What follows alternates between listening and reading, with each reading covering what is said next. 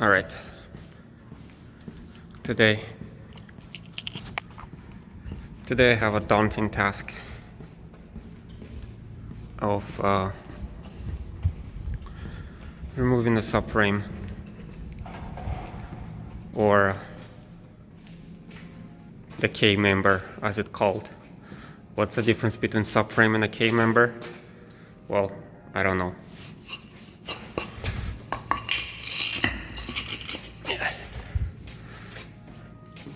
This will be my wheel stops.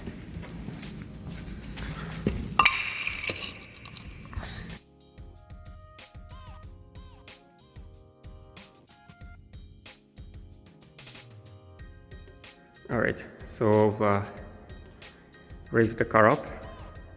The front of the car is now higher than the back, despite the sloped parking space. So lots of space to work.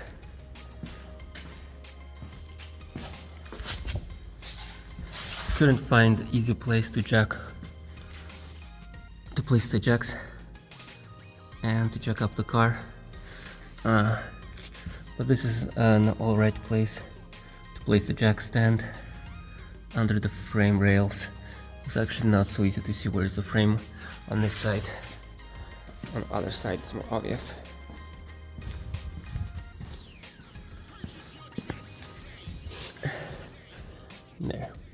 There is a frame rail, and then there's the jacks. Okay, now I will get to removing those covers from the front and the radiator support, and getting my way into the K member. So that's the K member that I need to remove before I can get to the oil pan. And that thing right there with the bolt sticking out, that's the oil pan I'm getting into. Alright, got the splash shield or whatever inspection cover off. And one thing that I found quite interesting about this car when I was buying it is that everything is extremely dry. Like nothing is leaking, nothing has no signs of any oil leaking from anywhere. So far so that even the engine is completely oxidized. It's covered in aluminum oxide. You can see it's just, yeah. And the only thing that is not completely dry is that radiator support down there.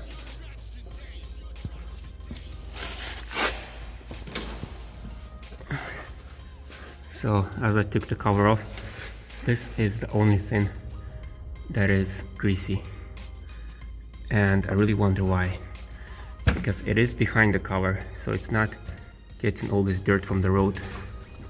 It is greasy all the way down there. So maybe there was a radiator or condenser leaking, because this thing is just ridiculous. Well, not completely ridiculous. I mean, wouldn't be ridiculous if the rest of the car was greasy. I just find it quite odd that this is the only thing that is greasy. Yeah, this is the only one, and that's like the radiator support. Anyway, I'll keep working.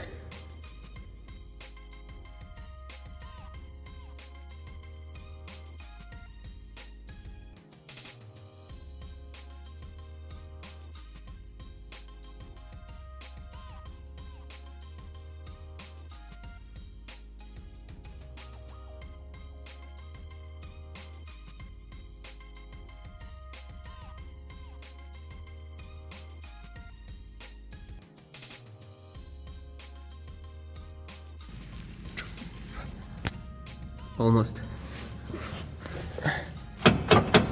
got this free. And you might be wondering, Why do I keep this thing flapping around here? Why don't I just make it easier for myself and remove it? Well, I can't. It's looped through this thing, and which I think is actually a good idea, because when you change oil, you clearly need to open this. And if you go to a place like Mr. Lube or something to change your oil, they'll just take it and throw it away, and then you'll lose your splash guard or whatever this thing is. This way they can't throw it away, and it just hangs there until they put it back on, and you don't lose it. Or you just do oil change yourself and don't take your car to Mr. Lube. Well, it's not just Mr. Lube, I mean whatever, like anywhere, a little place you go. Anyway, and also might be wondering, why don't I use the impact drive for this kind of stuff?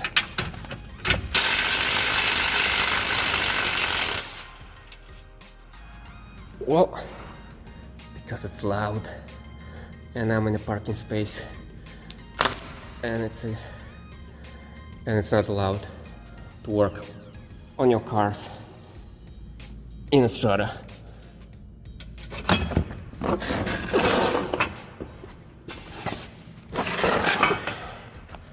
Okay, and this is what the radiator support looks like, or wherever this is. And I'm thinking it's probably greasy from oil changes. The oil filter is right above it. I don't think it could have came from anywhere else. There's the white thing, that's oil filter, and it would leak right onto this whenever you undo the oil filter. Also, I was gonna say, so this is the kind of bolts that Ford used to hold up this member, and I like this kind of bolts. Usually you see it's silverish. That's because it's like rust protection coated. Usually I see this kind of stuff on the suspension. Interesting that they use this kind of bolt on the non-suspension part, and even put a Loctite on it. That blue stuff right there, that's preventing the nut from loosening itself. Even if it's not tight, it's like a rubberized kind of thing that just keeps it from twisting and loosening, even if it's not tight. Alright, so maybe that's it for tonight. It's getting late, I have to go to sleep. Yeah, I was just looking at everything, how everything's laid out, and what I'm gonna do next. So this is the actually cool thing about this car. It comes with electric power steering.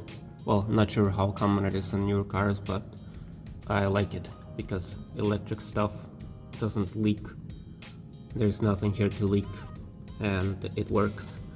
And it's all contained here, so there's no need for the pump and hoses and stuff.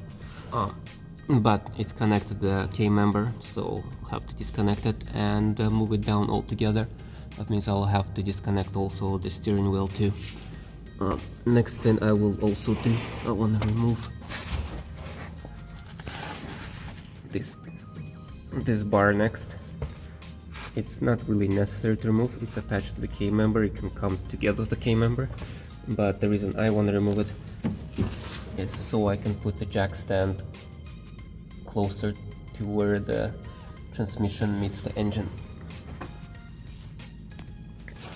Also, I was looking around under the car, and I found a lot of this came off when I removed the splash guard, and I wasn't really sure what it is. It almost looks like charcoal or something, very brittle. And then I thought, like, that looks like stuff you would see in a radiator. And then I've noticed there are pieces of the condenser missing. So I wouldn't be surprised if there's a leak in the air conditioning system, since it's oxidized so bad that pieces of it are falling off.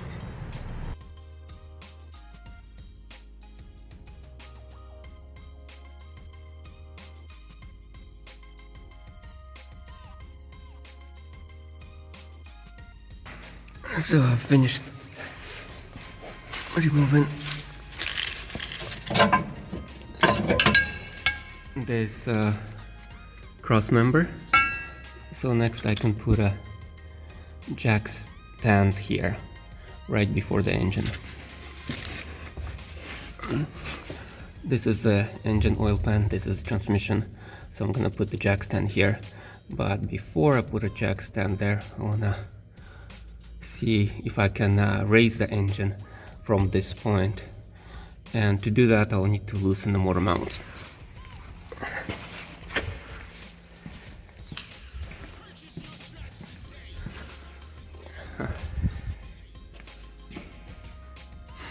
So, this is a motor, and this is a motor bracket, and this is a motor mount. There's like rubber stuff in there. Yeah. Oh god. Difficult to see. Anyway. There it is. I'm gonna try to remove it. And then once that removed the bolt, I'll try to jack up the engine from under the transmission. Alright, so on this side it was really difficult to remove that nut, but you can see that nut is now removed. And on this side it was also really difficult to get to that nut. So I just took out the impact wrench, and it actually popped off real fast. It felt like this one just came off easily, and the other one felt like it had some Loctite on it or something. But anyway, so the motor mounts are now free, so if I were to lift the engine, it should be able to move somewhat off the mount upwards.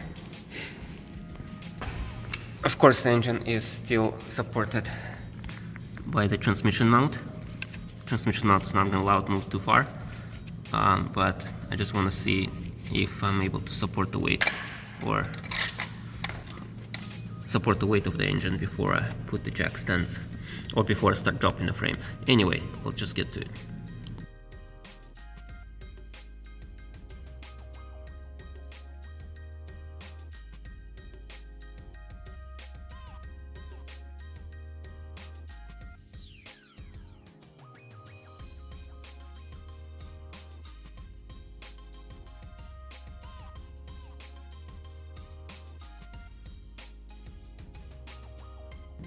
Well, this is not working out exactly as planned. So the jack by itself doesn't go high enough. Well, even with one small piece of wood, so I had to use big piece of wood. My plan was to raise the engine a little bit and then put a jack stand under it, but I don't know if I want to put a jack stand under such a big piece of wood. It doesn't look too stable. Yeah, so I don't know what I'm gonna do. And the engine seems to be not as easy to lift as I thought it would be. It's not even noticeable by how much the it's not even noticeable by how much the engine was lifted. But if I do try to move it, I can feel that engine is lifted. If it was not lifted, I would not be able to rock it like this. So the weight of the engine is supported by the jack at the moment. Not gonna leave it like that. If I leave it like that overnight, the jack, I think, is gonna fail.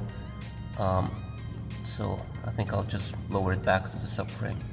I will lower it back and leave it standing on the jack stands, and I'll figure out something tomorrow how to support this, and what I'm gonna do before removing subframe.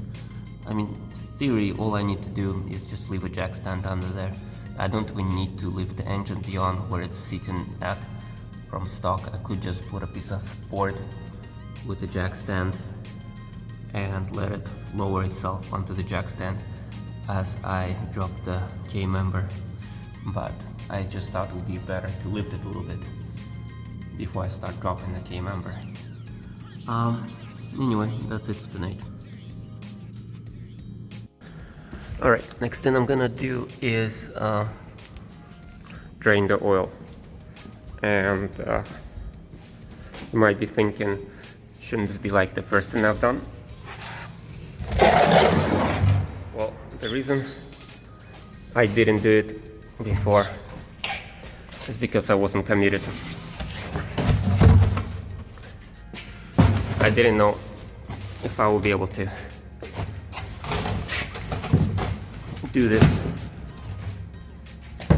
over the weekend. Yeah. Okay.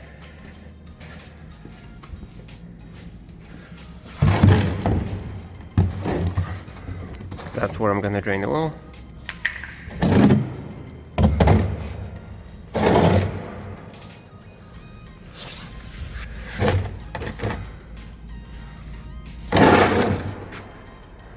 And take off the oil filter, that white thing right there. And after that, I have a point of no return. I'll have to keep going for my oil change, or I mean oil pan removal.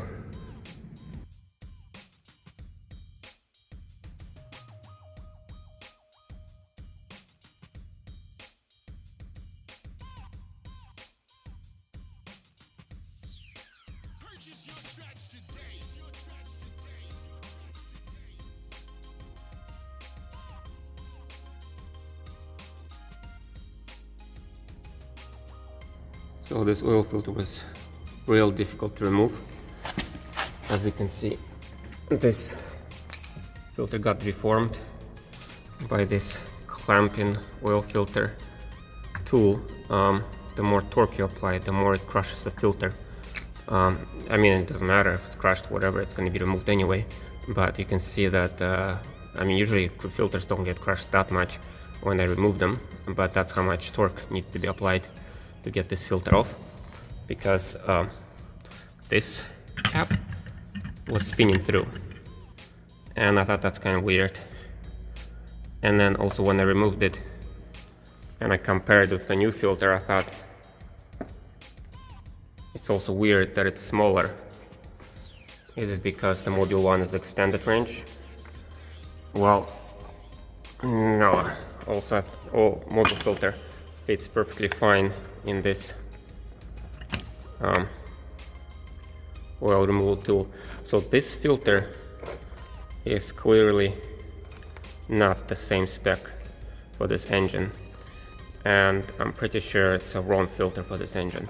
So that's why I don't trust mechanics. Sometimes you take your car to or Mr. Loop or whatever, Jiffy Lube, to replace your oil.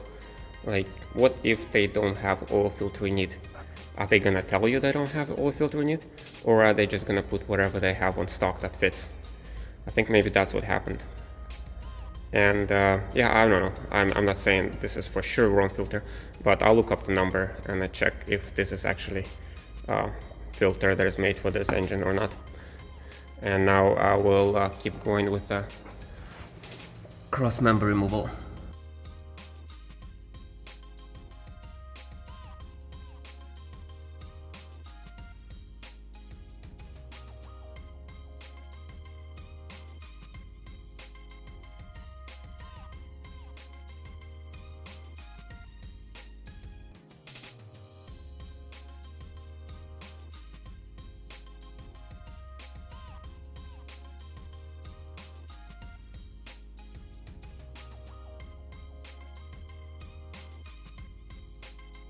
So I have jacked up the transmission, then put a jack stand under it and removed the jack. And then there's another jack stand just as a backup. Because I'm a little paranoid. So right now the engine is off the motor mounts. It's so difficult to film. Off the motor mounts, and it's easy to rock it. So you can see on the intake the engine is still tottering on a jack stand. Let's see if I can.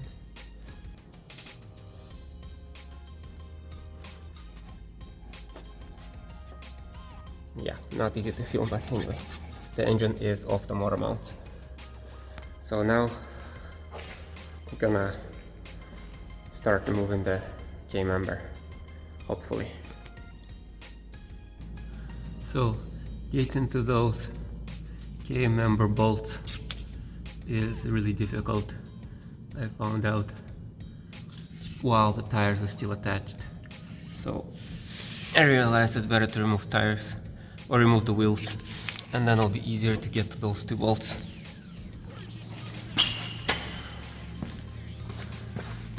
Yeah, so there's one, and then there's the other. And yeah, looks like from here it's a lot better access. And here are the other two that I need to remove. And actually, I think I like it this way. I feel less paranoid that the car is gonna fall down when I have wheels under the car. So I like it. The only problem is it's a bit tricky to loosen the bolts on the wheels when the tire is up in the air. Well, and I can show you a trick that helps.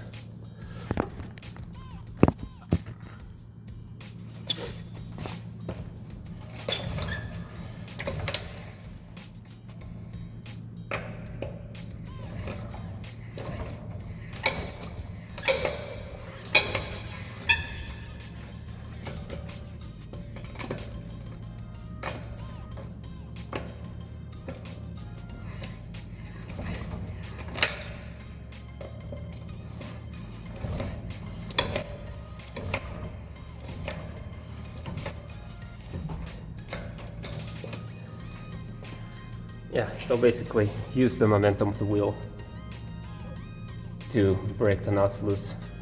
That way you don't need to hold the wheel and try to loosen the nut, because that's actually seems nearly impossible.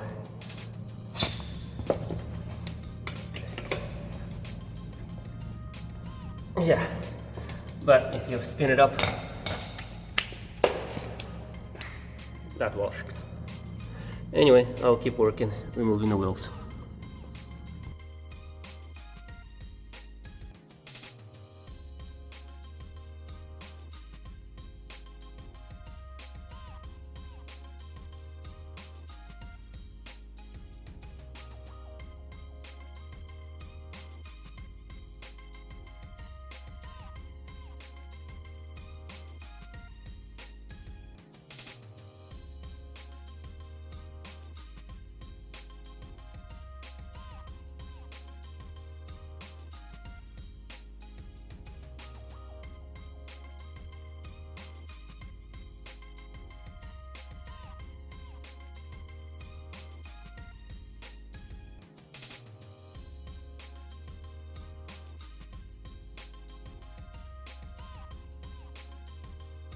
Alright, moment of truth.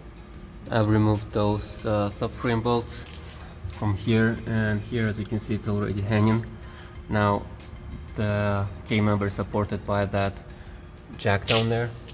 That thing dangling over there is the steering shaft. Yeah, so there's the steering shaft already disconnected from there. I've triple checked, making sure that there's no cables snagging on the frame. Okay, member.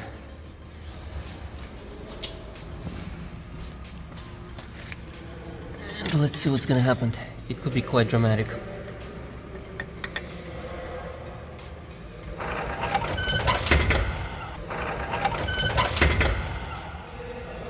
Okay. Nice. Looks quite amazing. Actually looks like my whole car is falling apart. Hopefully I'll be able to put it back in place after I'm done what I'm supposed to be doing.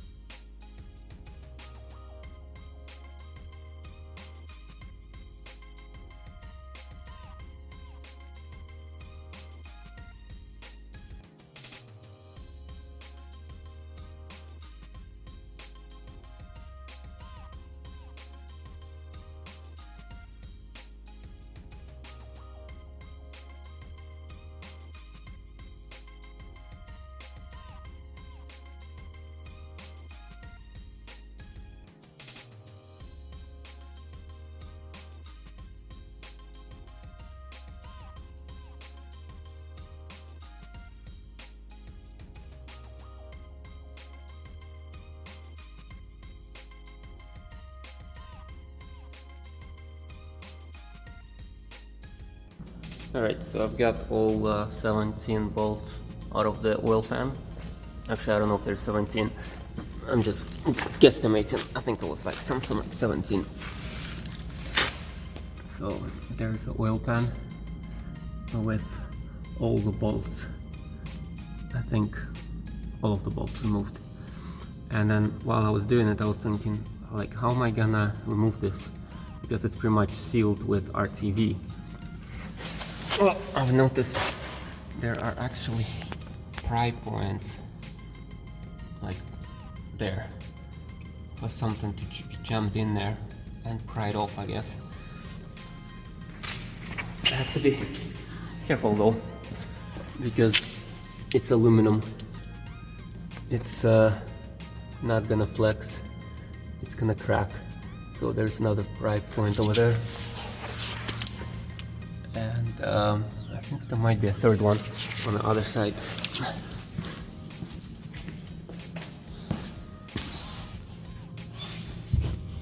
Yeah, there it is.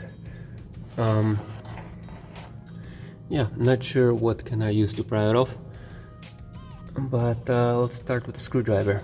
Okay, so I went to the store, picked up a couple of tools. Pry bars. Well, actually this is not a pry bar, this is a screwdriver, but it works actually even better than pry bar, because that pry bar can't fit in a lot of places where it needs to fit. And as you can see, I was able to pry it off on one side. So working on the other side now.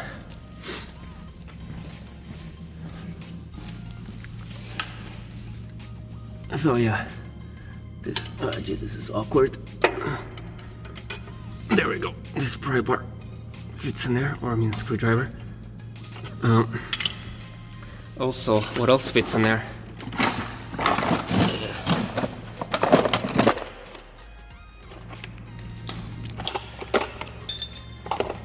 Are these wrenches.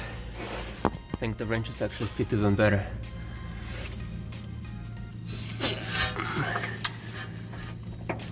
Kind of like that, and gives me good leverage. Anyway, I'll keep working it and try to get it off. Success. I got the pan out. It's gonna be a little bit tricky to get it back in there, because the pan gets sandwiched between the transmission and the timing cover. So when I'm gonna apply RTV, it's gonna get smeared all over the place. Hopefully it will seal, but if not, I'll just have to remove the timing cover later and reseal. I mean, I'm pretty sure that like this part will seal no problem, as the RTV is not gonna get smeared off, but the front one, yeah.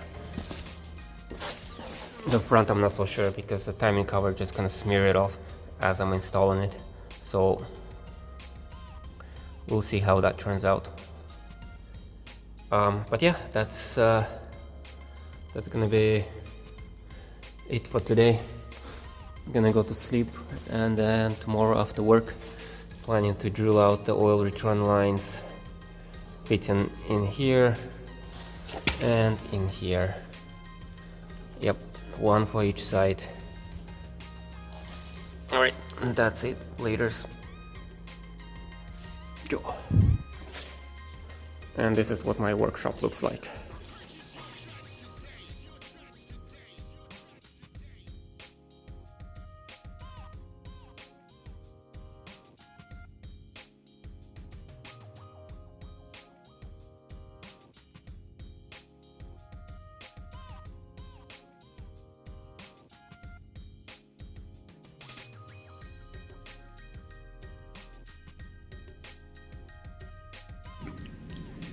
So here's the progress.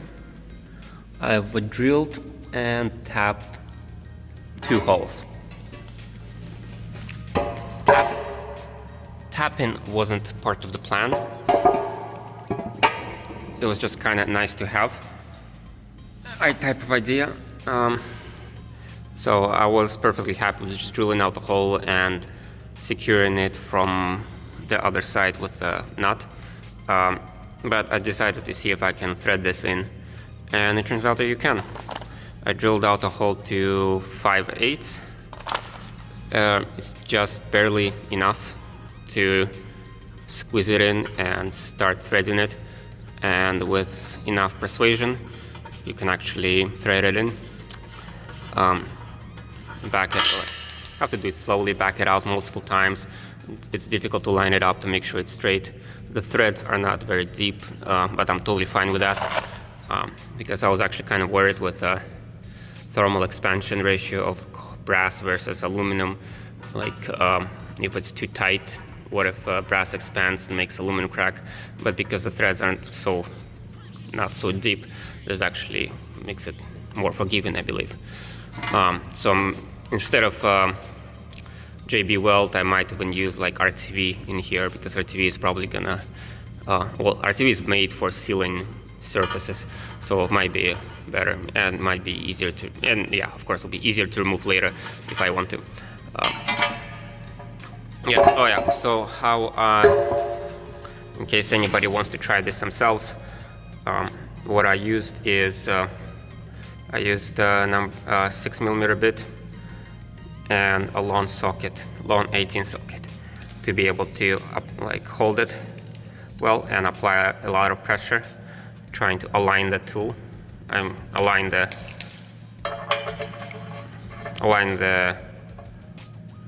fitting to make sure it goes in straight.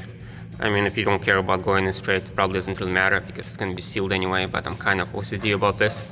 So yeah, try to make sure that it's lines up perfectly good here, and then kept on forcing it in until I was able to get a few threads in one way. Once I'm able to get a lot of threads through, screwed it in from the other side, and yeah, used a lot of motor oil, but yeah, anyway, eventually, yeah, it's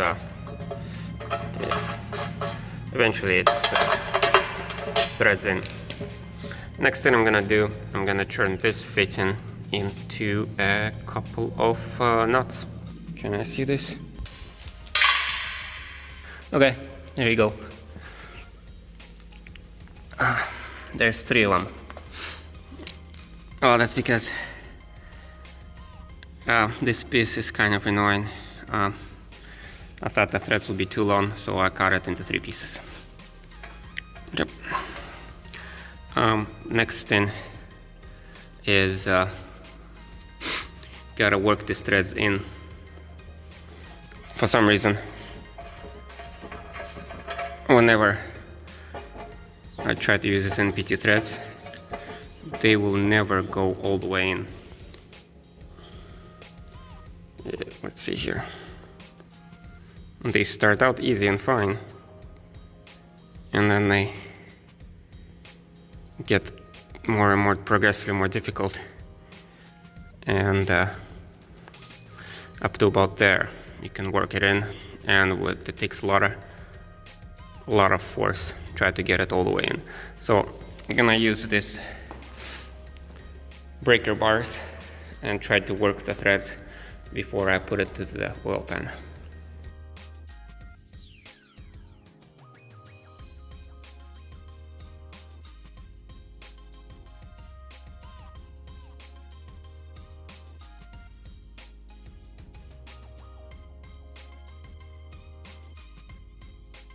Alright, so that's what it's supposed to look like. Well, at least that's the idea. So it's threaded in and flush, so that should help with sealing the oil with help for TV and stuff. Next I'm gonna try to remove this gasket remainders, this black stuff, with this wire brush. Let's see how it goes.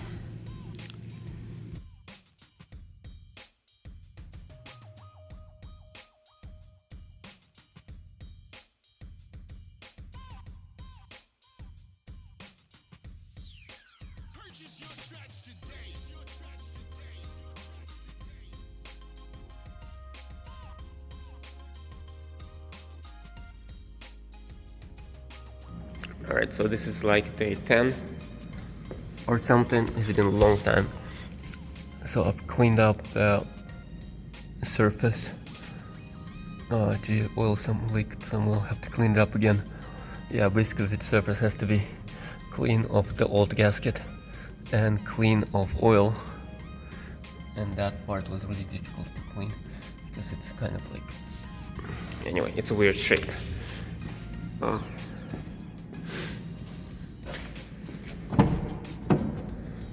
I got the oil pan here. It's good. I didn't want some dirt or dust collecting. Well, for some reason I had a lot of dirt collecting in the pan when I just leave it outside, so I left it inside. And yeah, so cleaned out these surfaces and used some RTV and installed these fittings here. Yep, that was yesterday. Okay, so today, oh yeah, and also I test fitted this pan. It fits in really tight. I'm gonna clean up the surfaces again, and then I'm gonna show how I'm gonna planning to install this in.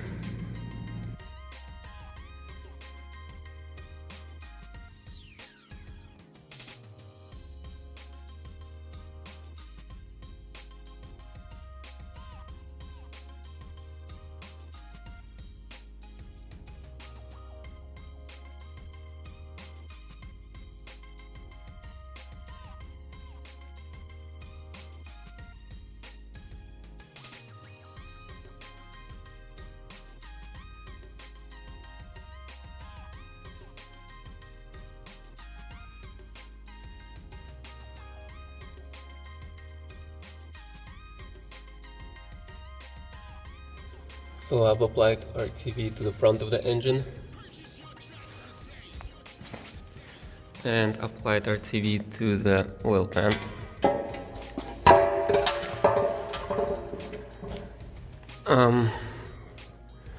Gonna spread it out to make sure that it's all continuous speed, and then try to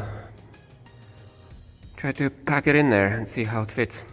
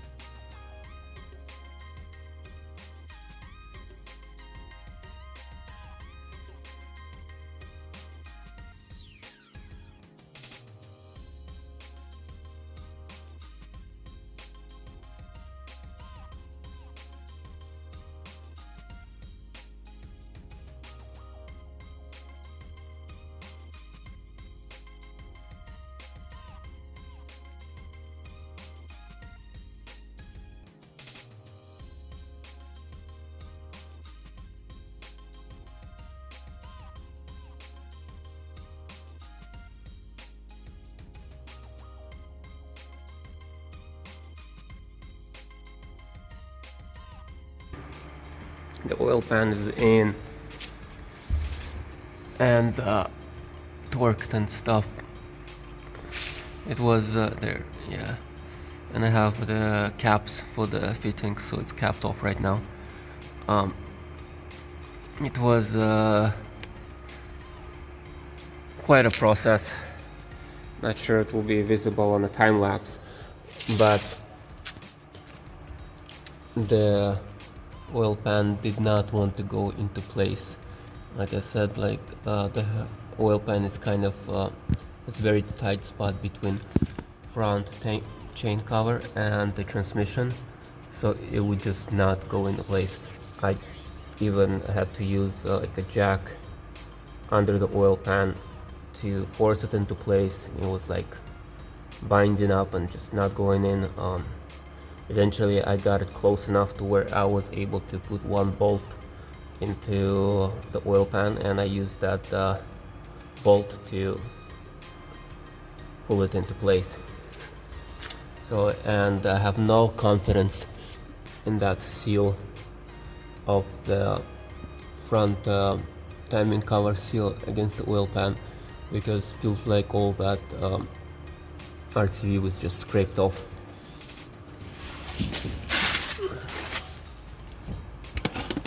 Yeah, this RTV is just got scraped off to the bottom of the pan. Not sure how much was inside and how much is actually sealing. Yeah, so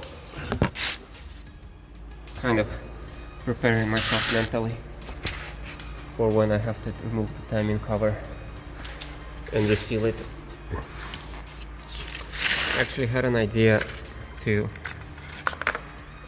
squish these blades or jam these blades between the timing cover and the oil pan, so that I would be able to have at least have the RTV sealant go in there while being spaced out like this, and then pull out the shims and let it kind of squish the RTV into place. But because the spacing was so tight, I didn't even try to do it.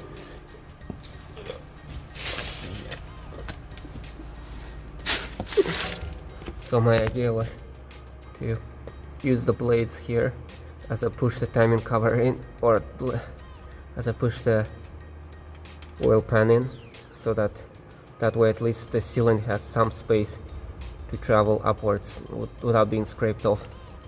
But yeah, that was it was pretty tight, and I think I screwed up the torquing process. I wasn't torquing in the correct sequence, and then I missed the detail where I need to torque it additional 40 degrees after I've torqued to spec. And I tried to go back in and retrace my steps and find the ones where I needed to torque additional 45 degrees. Anyway, screwed up. I'm not sure. I mean, I sure hope the oil pan doesn't leak. I'm totally fine with timing cover leaking and just sealing it later. Anyway, at least I can put back the oil dipstick. Where does it go? Oh, here. There we go. Yeah, gonna go recharge the battery for the light so I can record the time lapse of reinstalling the K-member and the rest of the parts and torquing down the transmission to the engine. So I'll clean up and I'll go for a coffee break.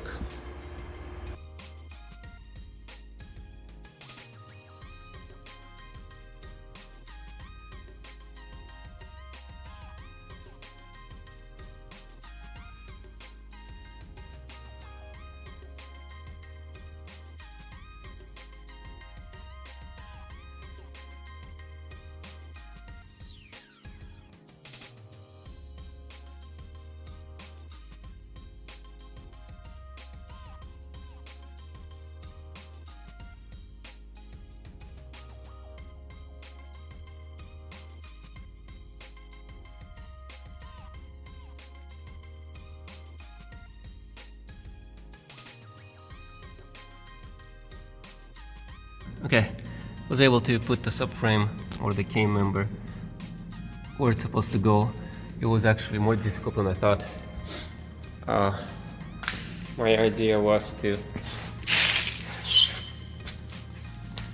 get these bolts in first, because these bolts are easy to pick up and put them in there, line them up, and then I was gonna jack it up and line up this bolt.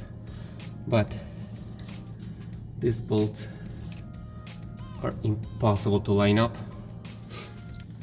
when these bolts are in first. So I had to, yeah, it's have to be aligned first. Have to get those all those bolts up in there by the motor mount lined up first. Also, this had to be lining up too, and only then I could put some bolts in the back.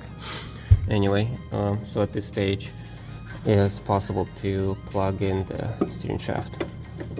Just goes right in here, like that, and you can just push it in, and then put a bolt in here.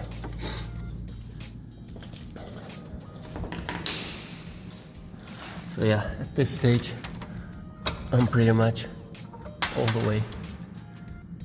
Bolt just fell out. I'm pretty much all the way in.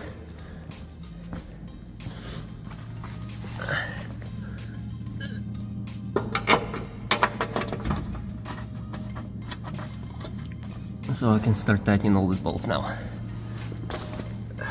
I thought maybe it wasn't even possible to do it by myself, because it's like a lot of bolts that need to be lined up.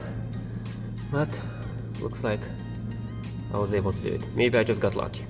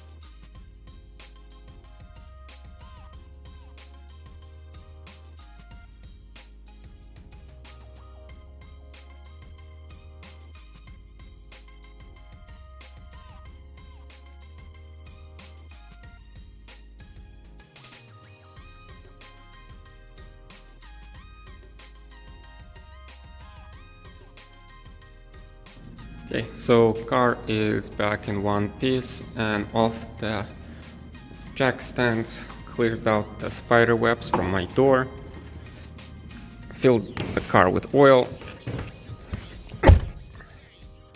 and now it's good to start.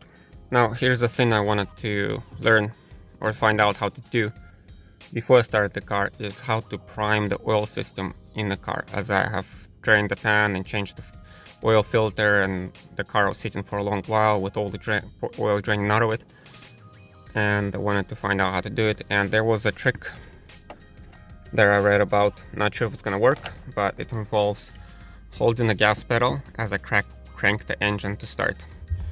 So car's in neutral, clutch in, gas in, and okay, well, let me see here. So there's oil light, right, oil light right there, and I'm gonna keep cranking until that light goes out. Hopefully the car doesn't start. All right, let's give it a try. Haha, it's working. Well, I'm not sure if the oil pump is working, but I think the cranking is working at least. Oh god, come on, pick up some oil.